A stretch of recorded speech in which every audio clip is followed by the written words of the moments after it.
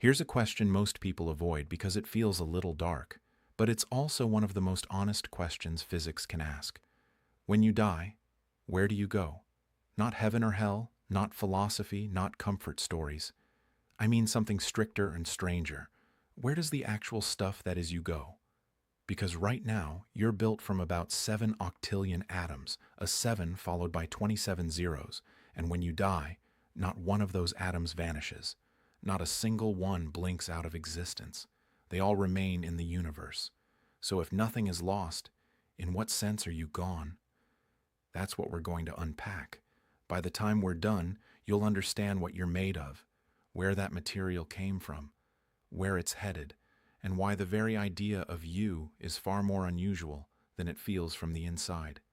And I think you'll never look at your own body, or a leaf, or a distant star, or even a breath of air the same way again. Let's start simple. Start with a candle. You light it, it burns, wax melts, the wick glows, and after a while the candle is gone. But destroyed isn't the right word. Where did it go? Some became light, photons flying off, bouncing around the room, eventually absorbed by walls and furniture, warming them by a tiny amount. Some became heat, spreading into the air and out through the room. And some of it, the carbon in the wax, combined with oxygen to form carbon dioxide, which is now drifting away, maybe out the window, maybe into someone's lungs outside. The candle didn't disappear. It transformed. The atoms are still here, just rearranged into new molecules, new forms, new places. That's not a metaphor. It's one of the hardest, most reliable rules we've ever found. Energy is not created and not destroyed. It changes form. That's the first law of thermodynamics. And it's not usually true. In every experiment we've ever run, in every observation we trust, this rule holds. It's as close to a physical certainty as we get. And now the uncomfortable part. You are not so different from that candle. You are, in the most literal sense, burning right now. As you sit there, your body takes oxygen, combines it with the food you've eaten, and releases energy. But the numbers here are so strange they almost sound wrong until you look closely. At any moment, your body holds about 250 grams of ATP, adenosine triphosphate, the cell's basic energy currency. Every cell uses ATP to move, build proteins, maintain itself, and keep your brain running.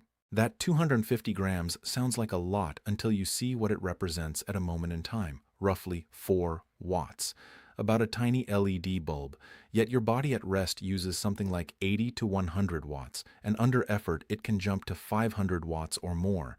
So how do you run on 4 watts worth of ATP? Because you don't.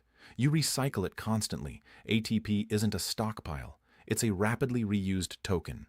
Each ATP molecule can be spent and rebuilt around 1,000 times per day. Over a single day, you manufacture and use roughly your own body weight in ATP, 40 to 70 kilograms of ATP assembled, spent, and rebuilt every 24 hours, over and over, like a chemical conveyor belt that never stops. The engines doing that work sit inside your cells. Mitochondria. You have about 10 quadrillion of them, microscopic power plants running the reactions that keep you alive. They even carry their own DNA, because they weren't always part of us. They began as free-living bacteria, and about 2 billion years ago one got swallowed and, instead of being digested, became a permanent partner. You are, in a very real sense, a cooperative colony. Now scale up the arithmetic. A single average cell uses around 10 billion ATP molecules per day. You have around 37 trillion cells. Multiply those numbers and you're cycling something like 3x 1025 ATP molecules daily, hundreds of trillions of molecules being built, used, and rebuilt in a non-stop chemical rhythm from birth until death. And notice where a huge fraction of that goes. Your brain is only about 2% of your body mass, but it uses about 20% of your energy. Thinking is expensive. Each time neurons fire, they disturb carefully maintained ion balances, especially sodium and potassium, and resetting those balances costs ATP. Even one electrical pulse in one neuron forces an enormous number of ions to be moved back into place. Your inner life is powered by relentless chemistry. So what is death in this picture? It's not atoms vanishing. It's not matter being erased. It's the stopping of the process that keeps the pattern going. And while you're alive, the pattern is constantly leaking material into the world, even before anything dramatic happens. Every exhale carries away carbon dioxide, carbon that was part of you moments ago. Sweat releases water and salts. Skin flakes off. You lose tens of thousands of skin cells every minute. You are not a fixed object. You are a flowing event, a stable pattern made from unstable ingredients. If you ever wanted a physicist to speak at your funeral, the only honest theme would be conservation. Not sentiment, not mythology. Conservation. No energy disappears from the universe. Not your warmth, not the tiny vibrations in your voice, not the heat you released while you lived, not the photons that bounced off your face. Those photons and particles scattered outward, ricocheting into the world. And they keep going. They don't carry you as a person, but they carry the fact that you happened. The universe keeps receipts. But let's go deeper than energy and talk about matter. Pick up your hand and really look at it. By mass, you're mostly oxygen, about 65%. That surprises people until they remember water. Oxygen is heavy compared to hydrogen, so it dominates the weight. Then comes carbon at about 18%, hydrogen around 10%, nitrogen about 3%. Those four elements make up roughly 96% of you.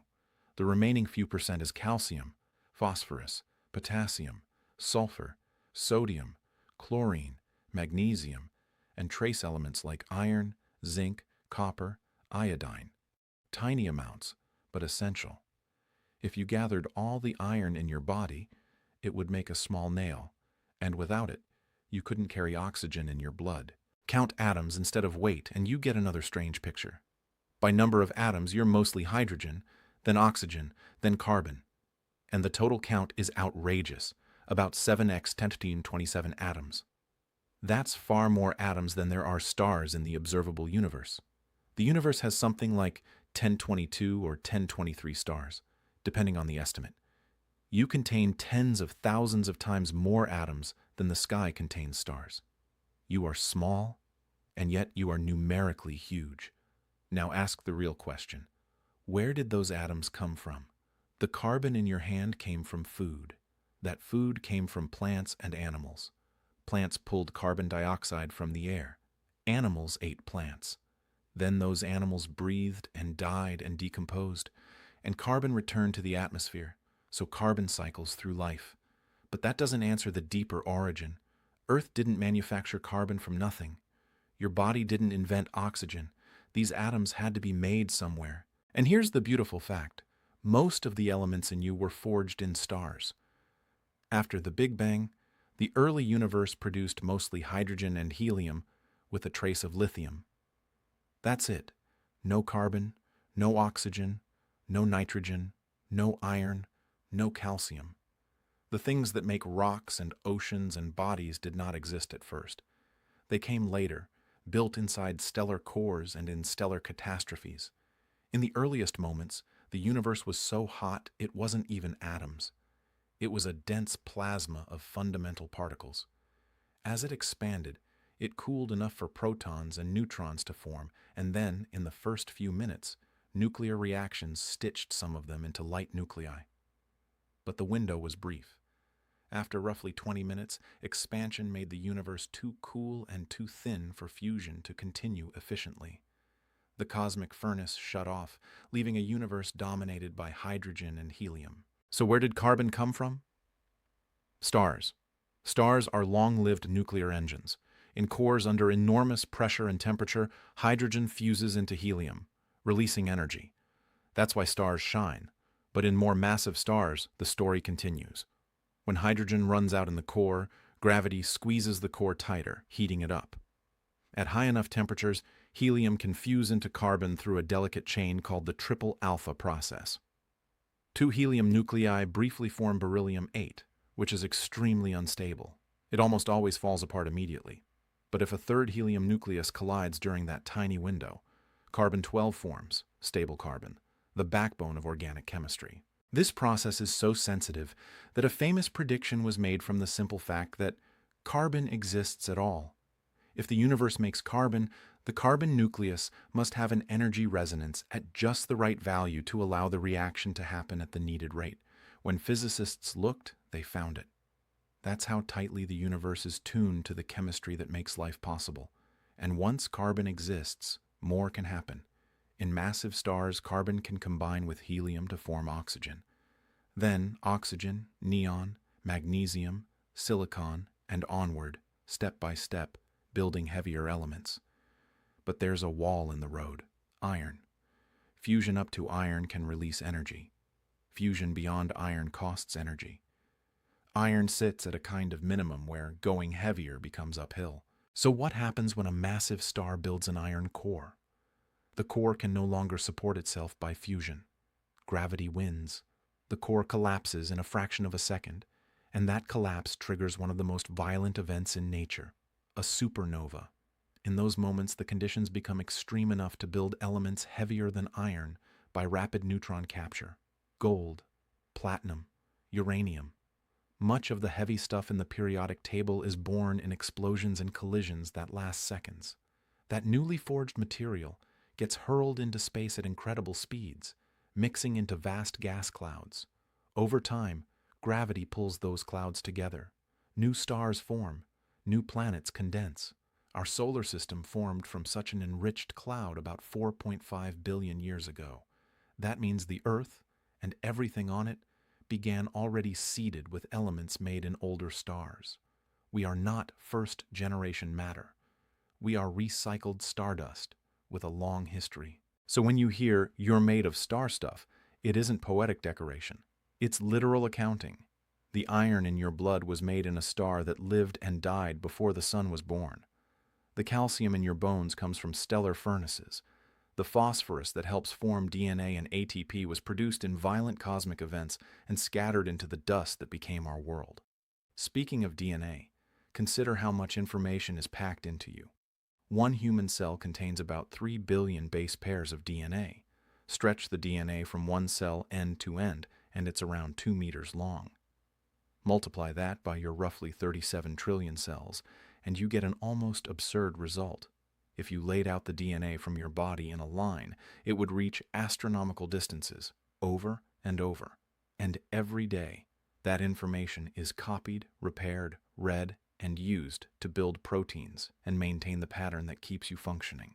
Now here's a detail that changes how you think about identity.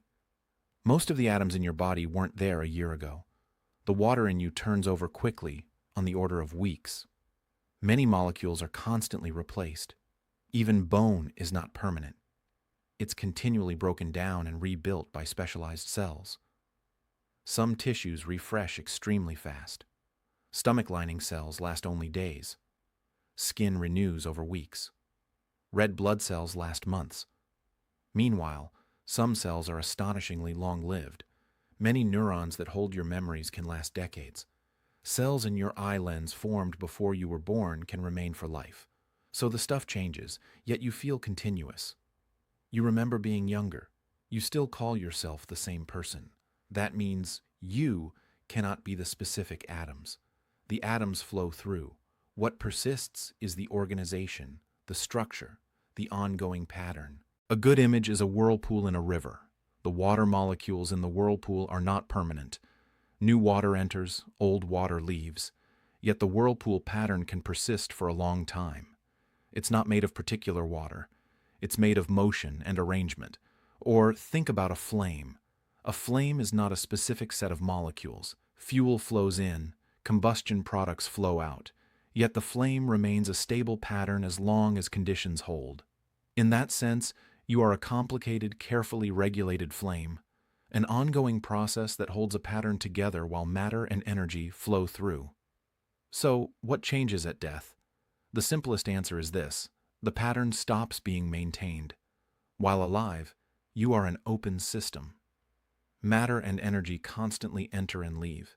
You consume energy-rich molecules, you breathe oxygen, you release heat, you exhale waste.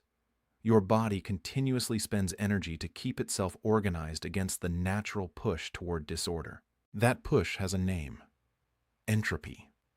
The second law of thermodynamics says that in an isolated system, entropy tends to increase. Systems tend to move from special, ordered arrangements toward mixed, disordered ones, simply because there are vastly more disordered ways to be than ordered ways to be. You can picture it with cards.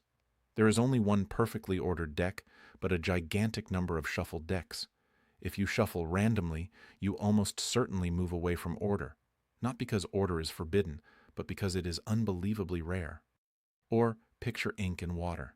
There are countless ways for ink molecules to be spread out uniformly, and very few ways for them to be gathered into one tight drop. So, spreading is overwhelmingly likely. Concentrating is not illegal, just astronomically improbable. Life doesn't break the second law. Life pays the bill. You maintain local order by exporting disorder.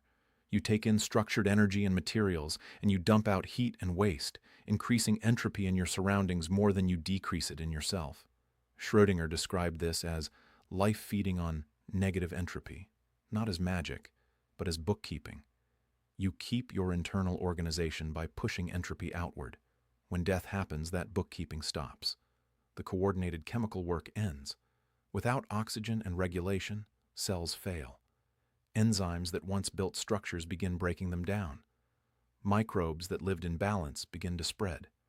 Complex molecules dismantle into simpler ones. Your body's carefully maintained low-entropy pattern dissolves, and the atoms scatter back into the larger world. This isn't a moral story. It's physics and chemistry. The atoms are not punished. They're redistributed. Carbon returns to the atmosphere and soil. Nitrogen compounds cycle. Water rejoins water. Minerals disperse. Decomposition, as unpleasant as it sounds, is the mechanism that makes new life possible. It returns materials to the cycles that allow plants and organisms to build fresh patterns again. Once you really accept that atoms don't vanish, the next realization lands even harder. Those atoms don't just continue, they circulate. The carbon in your body may once have been in something you can barely picture, an animal from a vanished ecosystem, a tree from an ancient forest, even a dinosaur. That isn't poetry. It's what probability plus deep time does when the same elements keep getting reused. Carbon atoms move through the carbon cycle, air to plant to animal to soil to air, again and again, across millions of years. Water does the same through evaporation, rain, rivers, ice, and living bodies. Some of the water molecules you drink today likely traveled through countless organisms before they ever reached you. And there's an even more immediate connection that sounds like a joke until you do the math. Physicists sometimes call it Caesar's last breath. When Julius Caesar died, he exhaled a final breath containing an enormous number of molecules. Over the last 2,000 years, those molecules mixed into Earth's atmosphere, which is vast, but also well stirred on long timescales. When you compare the number of molecules in a single breath to the total number in the atmosphere, you get a startling average result. Every breath you take contains about one molecule from Caesar's final exhale. Not because Caesar is magical, but because air is shared and mixing is relentless. And it's not just Caesar. The same logic applies to everyone who has ever breathed. Cleopatra, Genghis Khan, your ancestors, strangers. The air is a communal reservoir of matter, endlessly blended and recycled. At this point, many people reach for a comforting conclusion. So if my atoms live on, then I'm immortal. But that's not quite right, and it matters why. Your atoms do not remember being you. A carbon atom from your brain doesn't carry your thoughts like a suitcase. It's just a carbon atom, 6 protons, 6 neutrons, 6 electrons, behaving exactly like every other carbon atom in the universe. What made it part of you wasn't an essence inside the atom. It was the role it played inside a living pattern, its position, its connections, the ongoing process that used it. When that organization dissolves, the atom doesn't lose you. It simply goes back to being what it always was, a piece of the universe available to join new patterns. So what exactly ends at death? Not matter, not energy. What ends is the maintenance of the pattern. While you're alive, You are an open system, constantly exchanging material and energy with your surroundings. You eat ordered, energy-rich molecules and exhale disordered waste. You radiate heat. You rebuild structures as fast as they break. You spend energy to keep your internal organization intact against the natural drift toward disorder. That drift has a name: entropy. The second law of thermodynamics says that in an isolated system, entropy tends to increase. Order tends to break down not because it's forbidden, but because there are vastly more disordered arrangements than ordered ones. A deck of cards makes the idea concrete. There's essentially one perfectly ordered arrangement, but an enormous number of shuffled arrangements. Random shuffling almost never produces perfect order, not because the universe bans it, but because it's unbelievably unlikely. The same is true for atoms. Your body is a highly specific arrangement. It can be maintained, but only by doing work, only by constantly paying an energy cost. Life doesn't violate the second law. It obeys it while postponing local disorder by exporting even more disorder outward. When death occurs, the coordinated work stops. The bookkeeping ends. Without oxygen and regulation, cells fail. The chemical reactions that build and repair no longer keep up. Enzymes that once assembled molecules begin breaking them down. Microbes that lived peacefully in balance begin to spread. Complex structures unravel into simpler ones. Your low-entropy island melts back into the larger high-entropy ocean. The atoms disperse into the world, into soil, into water, into air, into plants, into other organisms. Decomposition is not only an ending, it's also what makes the next beginnings possible, returning materials to cycles that keep life going. And now comes the part that's both humbling and strangely satisfying. Your atoms are ancient beyond intuition. Most of the atoms in your body were forged long before Earth existed. Many came from stars that lived and died before the sun formed. Some of your hydrogen has been around since the first minutes after the Big Bang. For one brief moment in cosmic time, you borrowed a tiny handful of that ancient matter and arranged it into something that could ask questions, form memories, feel love, solve problems, and wonder where it came from. So if you ask, when I die, where do I go? Physics answers with a calm honesty. Your matter returns to the world and keeps cycling. Your energy spreads out and becomes less organized. The pattern that is you dissolves, but nothing is annihilated. Nothing is thrown away. The universe doesn't lose atoms. It loses one particular way those atoms were organized, one particular process that kept them asking questions. And that's the final twist. Even if the pattern ends, it still mattered that it existed. Every conversation you ever had changed someone else's brain, however slightly. Every action left a trace in the world. Information spreads. Effects ripple outward. The most durable part of you may not be any specific atom at all, but the changes you caused in other patterns, other minds, other lives, other moments. So here's what I want to leave you with. You are not separate from the universe in the way you feel separate. You are a temporary arrangement of ancient matter, held together by energy flow, standing briefly against entropy, long enough to notice the stars and realize you're made from the same stuff. And if every breath you take likely contains at least one molecule breathed by someone long ago, then the question isn't, do we share the universe? The question is, how could we not? Now I'd love to hear your answer. Whose breath do you think you're sharing right now? An ancestor, a famous figure, someone unknown? And what does that idea change, if anything, about how you think of life and death?